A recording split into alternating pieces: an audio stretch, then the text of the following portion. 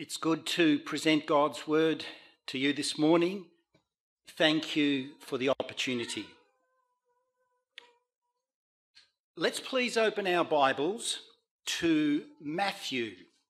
The book of Matthew, we're going to read verses 16 and 17 of chapter 13. Matthew chapter 13, verses 16 and 17. But blessed are your eyes, for they see, and your ears, for they hear. For assuredly, I say to you that many prophets and righteous men desired to see what you see and did not see it, and to hear what you hear and did not hear it. In the early 1840s, a great Advent movement preaching that Jesus was coming soon spread across the United States, England, Europe, and other parts of the world. In America, the movement reached its climax on October 22, 1844, based on the 2,300-day prophecy of Daniel chapter 8, but Jesus did not come on that day. The event was wrong, but the time prophecy was correct. And out of that disappointment, there arose a people with a deep conviction that Jesus was still coming and he was still coming soon. Today, many years have passed since that time, and Jesus still has not come. Why? Why hasn't our Lord come? We're going to read that scripture reading again, Hebrews 10, verses 35 to 37. Do not throw away this confident trust in the Lord, no matter what happens. Remember the great reward that it brings you. Patient endurance is what you need now. So you will continue to do God's will. Then you will receive all that he has promised, for in just a little while he that is coming will come, and he will not delay.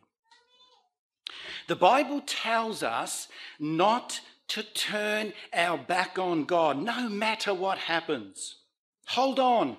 Patient endurance is what we need now. Continue to do God's will. Continue to serve God in the special calling that God has called you into. Jesus is going to come. Our Jesus is going to come. And you know, when he comes, we are going to receive the reward of eternal happiness with a God that loves us so much. No more pain, no more suffering, no more crying, no more death. The Bible encourages us to be sure of our faith, to speak with more assurance today than when we first believed. And I believe that we should use the same two great lines of evidence that Peter used 2,000 years ago. Let's turn to 2 Peter chapter 1. 2 Peter chapter 1, verses 16 to 19. For we were not making up clever stories when we told you about the power of our Lord Jesus Christ and his coming again. We have seen his majestic splendour with our own eyes, and he received honour and glory from God the Father when God's glorious majestic voice called down from heaven, "This is my beloved Son, in I am fully pleased with him." We ourselves heard the voice when we were there with him on the holy mountain.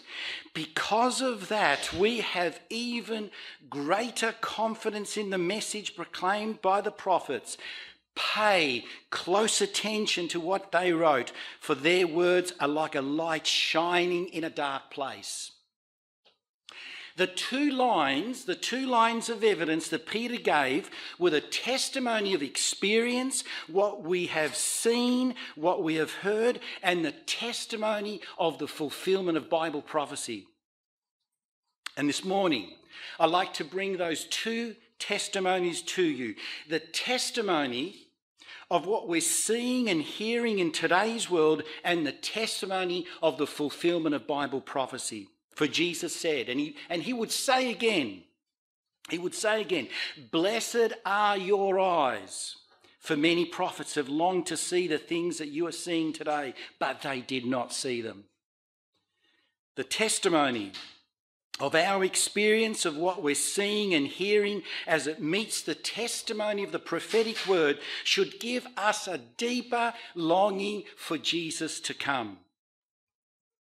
Bible prophecy so clearly points to our day as the time of the end. The time, that little time just before the second coming of Jesus. But didn't our pioneers believe this over 150 years ago? What do you and I see today that affirms our faith that Jesus is coming soon? This morning, we're going to look at three major prophecies, three major fulfillments of prophecy that will establish clearly, very clearly in our minds that yes, we're living in the time of the end, and that yes, Jesus is coming soon. We're not just saying it. Jesus is coming soon. The first fulfillment of prophecy is described in Revelation chapter 17. Let's turn to Revelation 17, verses 12 to 14. Revelation 17, 12 to 14. And the 10 horns which you saw are 10 kings, who have received no kingdom as yet, but they receive authority for 1 hour as kings with the beast. These have one mind, and they will give their power and authority to the beast. These will make war with the Lamb, and the Lamb will overcome them. Revelation 17, 2,000 years ago, predicted that there would be an emerging unity in Europe that would occur just before the final union of church and government that will bring upon this world its final crisis just before Christ returns. Now in Daniel chapter 7, it spoke about the 10 horns coming out of the fourth beast, and the fourth beast was the great Roman Empire. History tells us that the Roman Empire was broken up. It would not be followed by fifth world power. It would be broken up into 10 horns, 10 kingdoms. Those 10 kingdoms represent today what we call modern Europe. That's where we get our European countries from the breakup of the old Roman Empire. Now let's keep in mind that in the usage of the word 10, the Bible is not saying that there has to be exactly 10 kingdoms, 10 powers, 10 nations. What the Bible is saying in picking up the word 10 is the original division into Europe into 10, so we can understand what it's referring to. It is referring to Europe. Now in Revelation 17, it takes up where Daniel finishes and says that the day would come in the final days of Earth's history, just before Jesus returns, when those 10 horns, those 10 kingdoms will receive for 1 hour, a short time, their authority as kings along with the beast. And they will have one purpose. They will have one mind, they will have one agenda, and they will give their power and authority to the beast. Do you know that the great reformers those great reformers like John Knox, Martin Luther, Latimer, Tyndale, and many other Bible scholars, they all taught that that beast that they give their power and authority to is none other than the papal power.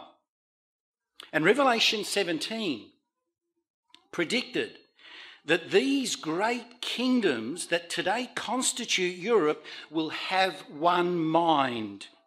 Europe would never come together as a great empire. Daniel chapter 2 said that they would not cleave together. The Bible in Revelation 17 merely refers to having one mind, one purpose, one agenda. It will not be a linguistic unity, not a unity of a single king over one empire again, but there would be a commonality, a unity of mind and agenda, even though those 10 nations would preserve their independence.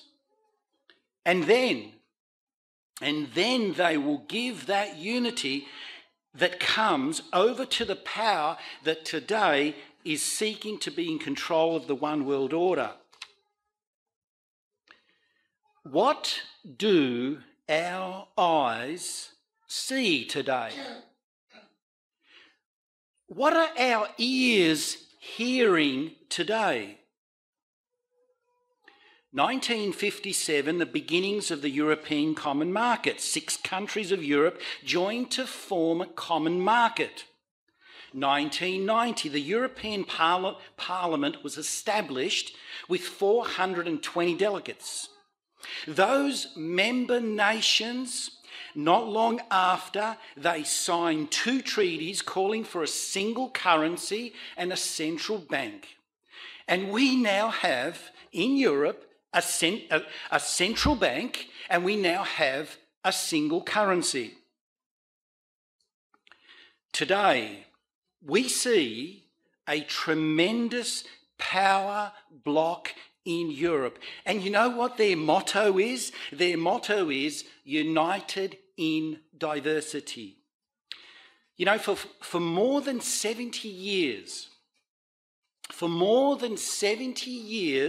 the forces of communism seem to block any dream of European unity. But today, that Berlin Wall and the Soviet Union that seemed to defy the prediction of Revelation 17 that the nations of Europe would come together have collapsed. And no longer is there a gulf of separation between Western Europe and the former communist nations of Eastern Europe. Blessed, truly blessed are our eyes, for many prophets, many righteous people have longed to see the things that we're seeing today. The second great fulfillment of Bible prophecy that opens our eyes is the growing influence of the first beast of Revelation 13. Revelation 13 is one of the most impressive prophecies for the time of the end. It's the symbol of a beast rising up out of the sea. Its work, its characteristics, its ultimate destiny are all foretold in prophecy. Let's look at Revelation 13 verse 3. Revelation 13 verse 3. And I saw one of his heads as if it were wounded to death, and his deadly wound was healed. And all the world wondered after the beast.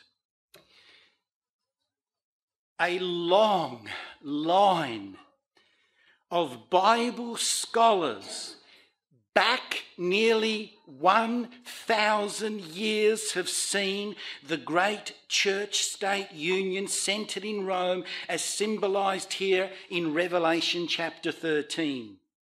And that great power, it says, it would receive a deadly wound, a wound that would nearly destroy it. And 1260 years after that power's authority was established in Europe, exactly 1260 years to the very year in 1798, we see Napoleon's army sent across to Rome and the Pope was taken prisoner.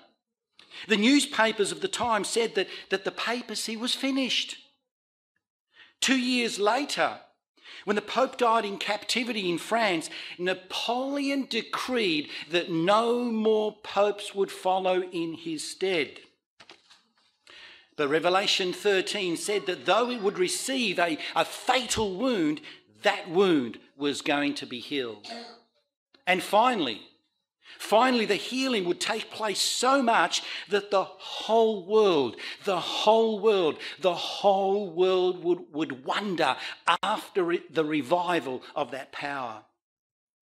On the basis of the prophetic word, the 2 lines of evidence, the prophetic word, what we see and hear today, the Bible prophesied that the power of Rome would be the leading influence in world affairs in the final days just before Jesus returns.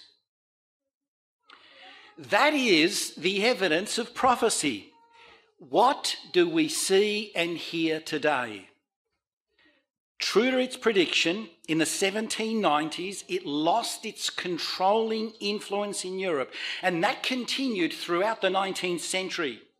But in 1929, the Italian dictator Mussolini signed the Lateran Treaty, a religious agreement drawn up between him and the papacy, and on the condition that the Pope should recognise the fascist government of Mussolini, he restored to the papacy 108 acres in Rome. The signing of the Lateran Treaty recognised Vatican City as an independent state, and today nations have their ambassadors at Vatican City. Following the Lateran Treaty, the governing body of the Catholic Church began to establish diplomatic relations with countries around the world, and the Pope became an important figure in global politics and acted as a mediator in international affairs. Today, the Pope plays an important role in advocating for peace, for human rights, for social injustice. He addresses global challenges such as poverty, inequality, and even environmental issues. We also see the Pope engaging in dialogue with other denominations and religions, developing strong relations and understanding. The papacy has embraced modern media technologies to reach a global audience, enhancing the Church's presence and influence. In many countries, it has strong educational systems and hospitals, expanding and welcoming millions of converts.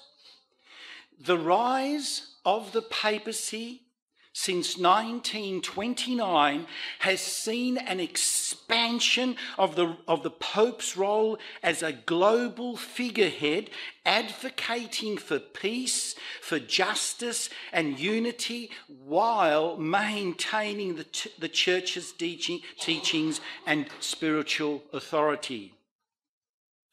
Today we are seeing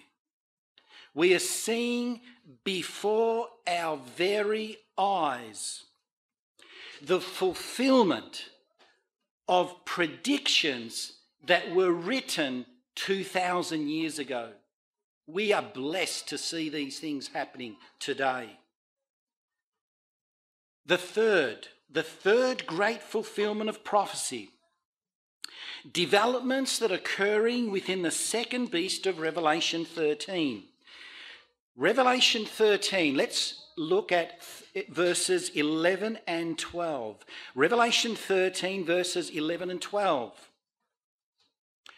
And I beheld another beast coming up out of the earth, And he had two horns like a lamb, and he spoke as a dragon. And he exercises all the authority of the first beast in his presence, and causes the whole earth and those who dwell in it to worship the first beast whose deadly wound was healed. Revelation 13 presents two great powers. The first comes up out of the sea. It comes up out of the sea. And we've touched on that one.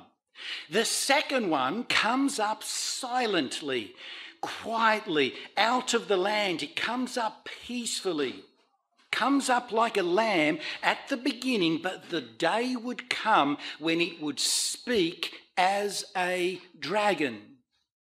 And it's that second world power that is going to cause the whole world to be involved in that union, that coming together in the worship of the first great beast. Who is the second beast of Revelation 13? To identify the second beast, let's look at several points. First of all, it is seen coming up as the first beast receives its deadly wound, its fatal wound. Now, since the papacy received its deadly wound in 1798 when General Berthier took the Pope captive, we can expect the second beast to come up around that same time. Secondly, the second beast would come up out of the earth, in contrast to the first beast that came up out of the water.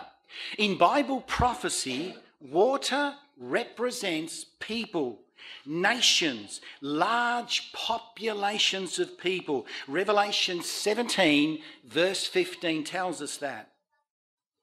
Now, since the second beast comes up out of the earth must therefore be the opposite, an uninhabited part of the world. Thirdly, this nation has two horns like a lamb, and the absence of crowns reveals that there are no kings at the head. It's not a monarchy, it's not a dictatorship, it's a peaceful democracy. The United States of America fits these points perfectly. The United States came up around 1798 as the first beast received its deadly wound. In 1776, it declared its independence. The Constitution was voted in 1787. Bill of Rights adopted 1791. In exact fulfillment of Bible prophecy, the United States arose up in the new world, a vast, uninhabited place, largely uninhabited land. It came up democratically, and it established itself upon two great principles, Protestantism and republicanism. You know, church and the state were to be kept separate. The founders of that great nation of the United States, they left Europe to get away from that. The founders didn't want a church-state government. Why? Because a church and state union will ultimately result in the suppression of religious freedom and the persecution of those that hold different religious beliefs. You know, history has shown that a union of church and state will eventually result in religious suppression. When political authorities dictate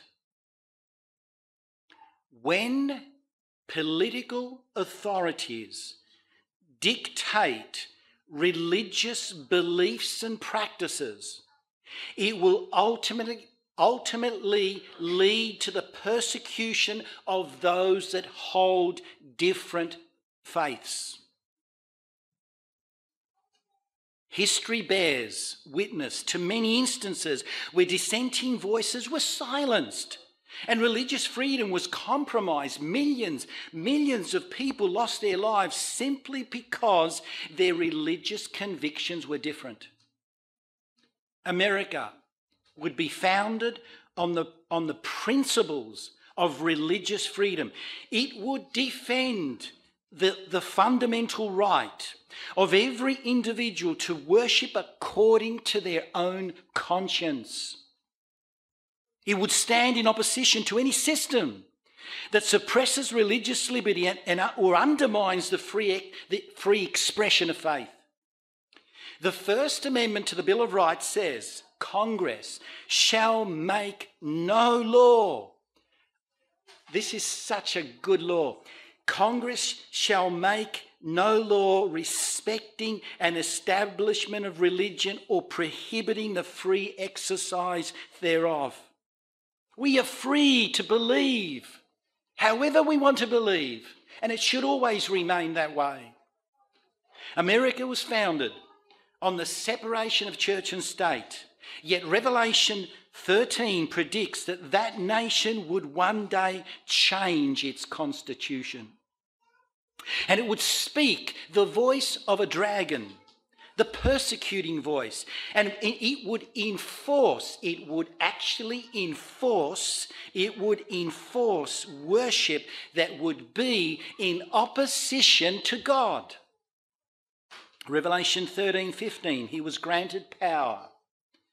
He was granted power to give breath to the image of the beast, that the image of the beast should both speak and cause as many as would not worship the image of the beast to be killed. We may ask, how could this possibly happen? How could it possibly be? How could it happen? Let us remember,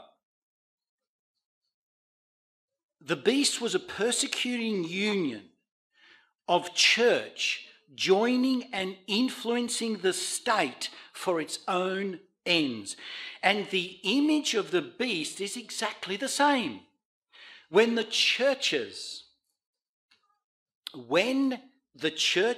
of the United States of America come together and they enforce their wishes upon the government of the United States, we know the end is very near. Is it possible? Is it actually happening right now? What do our eyes see today? What are we hearing today?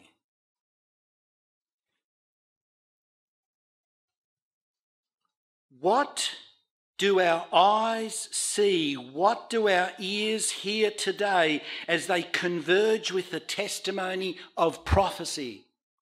Is Protestantism in America uniting to influence the halls of government? Is conscience being threatened? Is the historical stand taken in the past by the American Supreme Court separating church from state still operating today? What are our eyes seeing? What are our ears hearing today? You know, when the founders of the Seventh-day Adventist Church first preached that the United States would become a world power and lead the world to worship the first beast, they were actually laughed at. They were literally laughed at. This is true. You see, at that time, America was only an insignificant player in world affairs. In 1851, when J.N. Andrews wrote the first Adventist article identifying America as the lamb-like beast power, he proclaimed that without the slightest piece of secular evidence. There was no secular evidence. Faith was placed on God's prophetic word and on God's word alone. You see, in the middle 1800s, the big powers in world affairs were the old world ones like Austria, Hungary, England. And at that time, America only had a peacetime military of about 20,000 men. It wasn't until World War I that the United States became an international power. But even in 1933, when Hitler became Führer, the United States had only the 16th largest army in the world. After World War II, America began to rise to world prominence. But before long, she was challenged by the Soviet Union. And once the Soviet Union became a superpower, it was very hard to see how America could fulfill its prophetic role. Now, of course, things have changed. We've seen the end of the Soviet Union, and the United States is certainly in a position to fulfill what Revelation 13 predicted. Blessed, truly blessed. Blessed are our eyes, blessed are our ears, for our founders long to see and to hear what we see and what we hear today. From the book, The Great Controversy, and I do hope that each person in this room today has read The Great Controversy. From the book Great Controversy, written over 100 years ago, we find these words. Speaking of Satan, pages 589 to 590. Speaking of Satan, the book says this. Even now, he is at work. In accidents and calamities by sea and by land, in great conflagrations, in fierce tornadoes and terrific hailstorms, in tempests, floods, cyclones, tidal waves, earthquakes, in every place and in 1,000 forms, Satan is exercising his power. These visitations are to become more and more frequent and disastrous. And then, listen to this, and then the great deceiver will persuade men that those who serve God are causing these evils.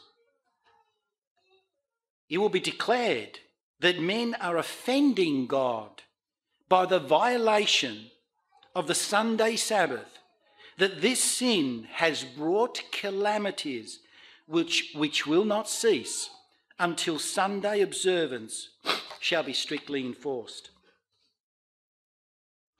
Page 592 of the same book. Those who honour the Bible Sabbath will be denounced as enemies of law and order, as breaking down the moral restraints of society, causing anarchy, causing corruption, and calling down the judgments of God upon the earth.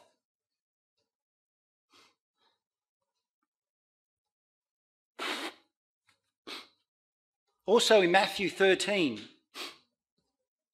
verses 13 to 16, Jesus said this,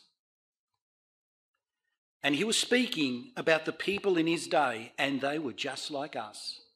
He said, Matthew 13, verses 13 to 16, though seeing, they do not see. Though hearing, they do not hear or understand. In them is fulfilled the prophecy of Isaiah. You will be ever hearing, but never understanding. You will be ever seeing, but never perceiving. For this people's heart has become calloused. They hardly hear with their ears. And they hardly hear with their ears, and they've closed their eyes. Otherwise, they might see with their eyes, hear with their ears, understand, and their hearts, and turn, and I will heal them. You know, as we think of the people in Jesus' day, they read the prophecies, but some did not believe. Why didn't they believe? What is the difference between those that hear and see and do not understand and those that hear and see and do understand? Those that hear and see and understand act on their belief. And those that hear and see and do not understand do not act on their belief. And Jesus gave the reason. He gave the reason. Their hearts had become calloused. Their hearts had become insensitive. How are our hearts today? How is my heart today? The good news is that if our hearts are insensitive and calloused, they need not remain that way. God's Spirit is pleading with us. Jesus, the Son of God, stands at the door of our heart, and he's knocking on the door of our heart. Let us open the door of our heart wide open. Let us open wide open and let Jesus Christ come in. He will give us a new heart. I met a young lady by the name of Donna. I didn't have to say too much at the door. She was open to God's Spirit and she invited me in. She told me the sad story of how one night she was badly drunk. She was crossing the road and she was dressed in black, struck down by a car. It was a miracle of God that she wasn't killed. I said to her, Donna, one of the reasons why you didn't die is because God has a purpose for you in life and he saved your life. Now, because Donna is searching and open to God's Spirit, she purchased our large family Bible and the book Today, Tomorrow and You. I then said, can I please, before leaving, have a prayer with you? Now, she didn't know what to expect, probably never prayed in her life. I said, just close your eyes. We're going to talk to God. Donna agreed, and we prayed. She was so moved with the prayer. God's books are now in her home to help her to see, to help her to hear, to help her to understand. I met a lady by the name of Suzanne. The day I called, she was very down. She was very depressed, but was very open to the voice of God. And because Susan was open to the voice of God, I had the opportunity to share with her on a spiritual level. We had a good visit. She purchased our books, and before leaving, I had prayer with her. I hadn't heard from her for a while, and then one day she rang up. She spoke to my wife, Mary. The conversation soon got onto the spiritual.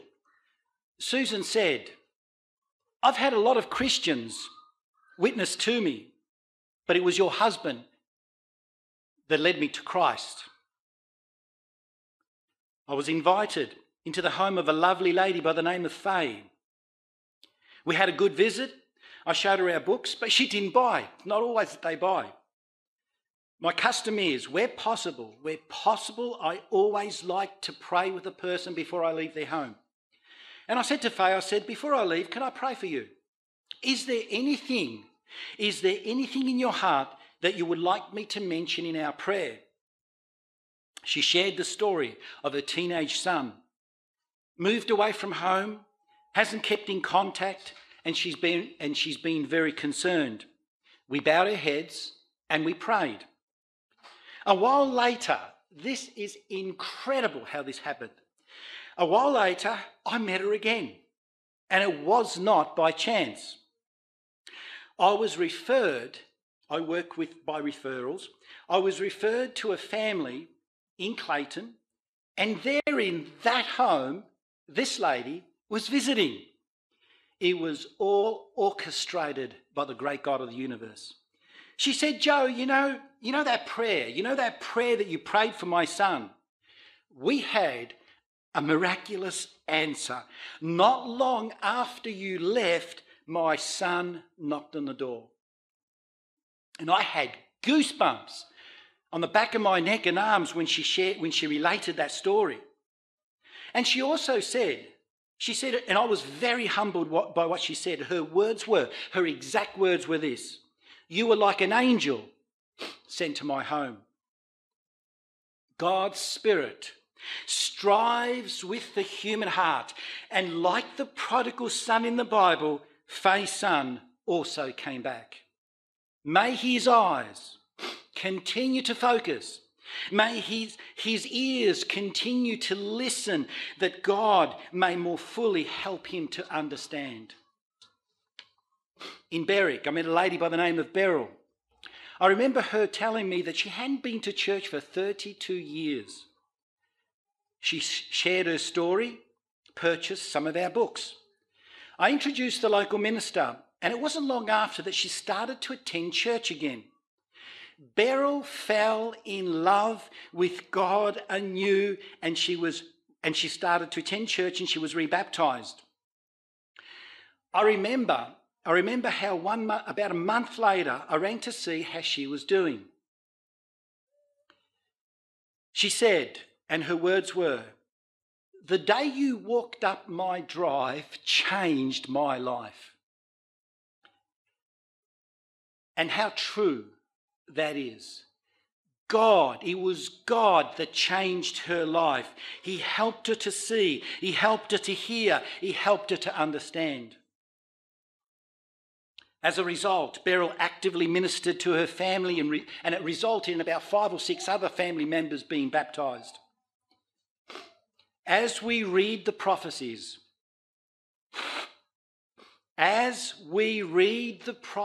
we see them fulfilling. We see that we're very close to the second coming of Jesus. In Matthew chapter 7, Jesus spoke these words: "Therefore, everyone that hears these words of mine and puts them into practice is like a wise man that built his house on the rock. But everyone who hears these words of mine and does not put them into practice is like a foolish man that built his house upon the sand. The rain came, the streams rose, the winds blew, and they beat against that house, and it fell with a great crash." I am fully convinced, no doubt in my mind, from Bible prophecy, we are standing on the edge of a storm that is soon to strike. Will our house stand because it's built on Christ, or will it fall because it's not built on Christ? A storm is coming. It is coming. A crisis is coming. A crisis will come. This is going to be big. And beyond that crisis, Jesus is coming, and Jesus is coming soon. And I believe with all our heart he's coming sooner, much sooner than any of us here believe. And when we have a vibrant relationship with Christ, we have no fear. We have no fear. We fear no crisis. We fear no situation. We fear no one. Our life is in God's hands. Our life is in God's hands, and nothing will happen to us that God does not allow.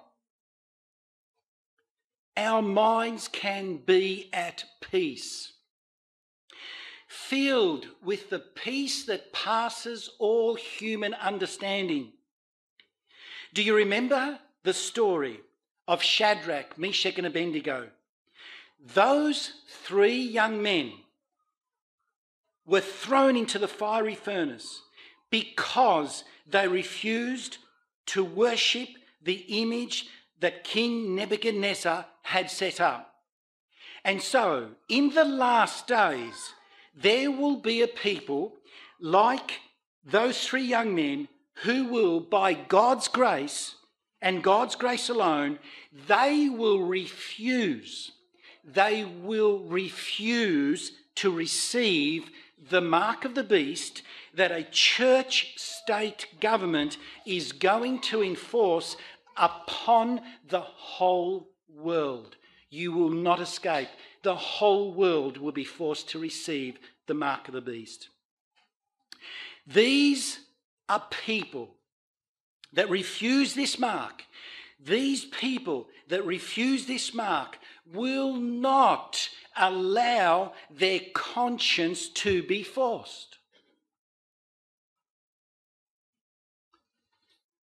They will not allow their conscience to be forced. No one has the right to force your conscience. They will not bend. They will not bend. They will not compromise. They will not compromise. They will not be coerced. They will not be coerced. Threats of not being able to buy or sell or not being able to work will not bring fear upon them. Media creating fear will not work on them. Church leaders, church members, family members that have been deceived and followed along with the majority will not sway them. They have allowed God to strengthen their character, through the many tests along the journey of their lives. And now when the big test comes, the mark of the beast, they will be able to face it with confidence.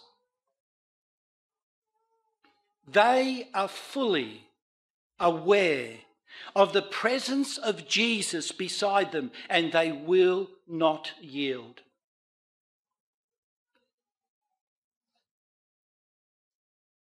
I want to close with the words that we read before. Hebrews chapter 10, verses 35 to 37. Do not throw away this confident trust in the Lord. Do not throw away your confident trust in the Lord, no matter what happens. Remember the great reward that it brings you. Patient endurance is what you need now. So you will continue to do God's will. Then you will receive all that he has promised. For in just a little while, he that is coming will come, and he will not delay. May God bless you all in your ministry for our soon coming Jesus.